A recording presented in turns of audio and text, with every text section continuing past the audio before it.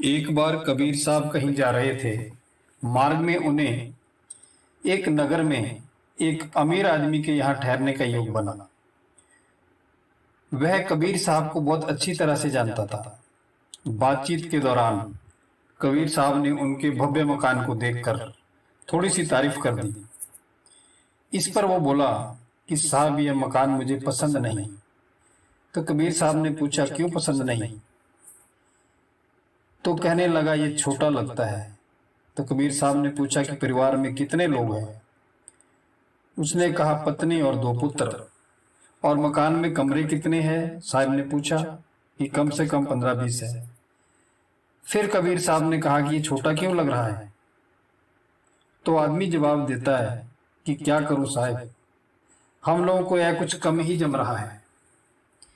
उसकी ऐसी बातें सुनकर कबीर साहब ने कहा, घर तो 3.5 हाथ, घड़ा तो 4.25, काहे चुनावे महल माड़िया, रहना है दिन 4।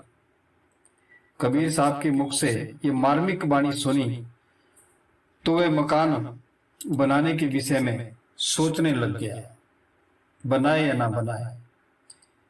उसे गहरे विचार में पड़ा देखकर कबीर साहब ने कहा, अच्छा, मैं तुम्हें एक मजदूर की कहानी सुनाता हूं, हो सकता है उसे सुनकर तुम्हारा विवेक जाग जाए। एक गरीब आदमी था। एक दिन राजा ने उसे अपने पास बुलाया और उस पर तरस खाकर उससे ये कहा कि वह सुबह उठकर अपने घर से चले और सूर्य के अस्त होने तक चलकर वह उसके राज्य की जितनी जमीन घेर लेगा वह उसकी हो जाएगी। परंतु शर्त यह है कि सूर्य के अस्त होने से पहले उसे अपने मकान के द्वार तक पहुंचना पड़ेगा। राजा की बात से वह व्यक्ति बहुत ही खुश हुआ और अगले दिन सुबह ही उठा और अपने घर से जमीन घेरने के लिए चल पड़ा। वह अधिक से अधिक जमीन घेर लेना चाहता था, इसलिए वह बहुत तेजी से चलने लगा।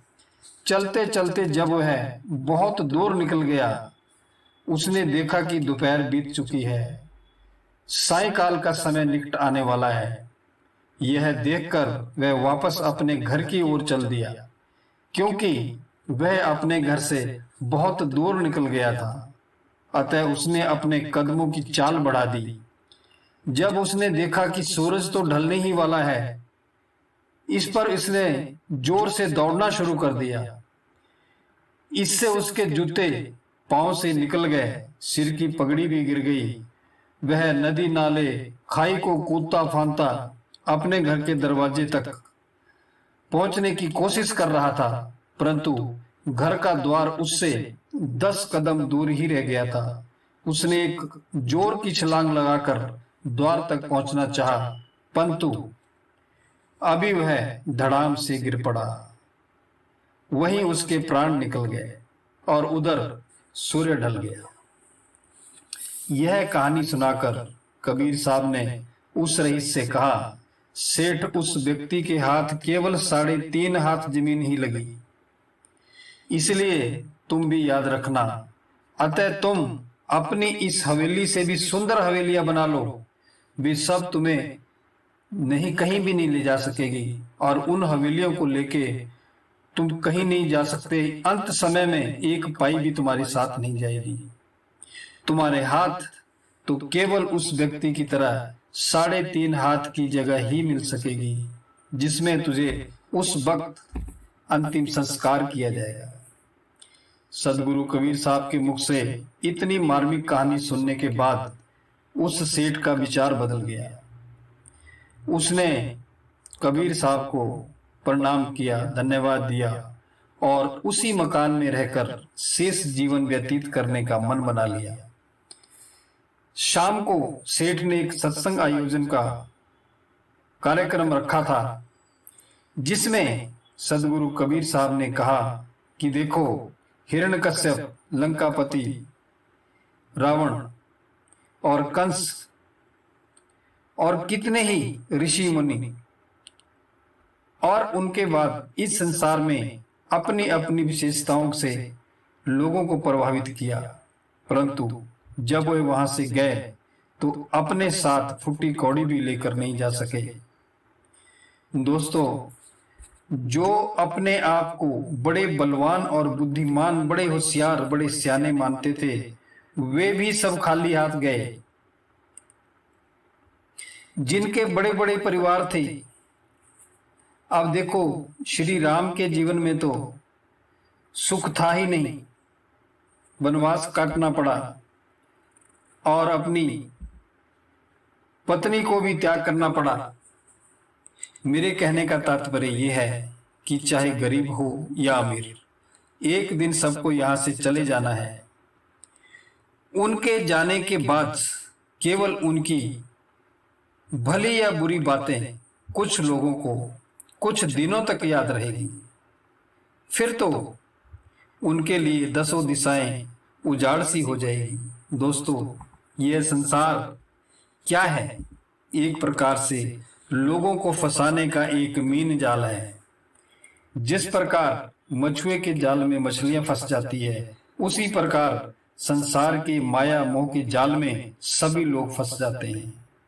जो समझदार होता है वह इस जाल में नहीं फंसता, अतः वह अपनी समझ से, बुद्धि से काम लेता है और अपने माया मोह के इस मीन जाल को वो तोड़ने में कामयाब हो जाता है।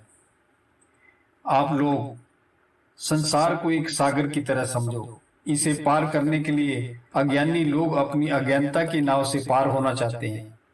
ऐसे लोग अपने जीवन की इस नाव को विकारों, दुर्गुणों, दोषों और कई कुकर्मों के पत्थरों से भर लेते हैं और फिर उसको चलाते हैं और अपने मन में यह समझते हैं कि हम बहुत होशियार हैं, बहुत चालाक है, हम इससे जरूर पार उतर जाएंगे।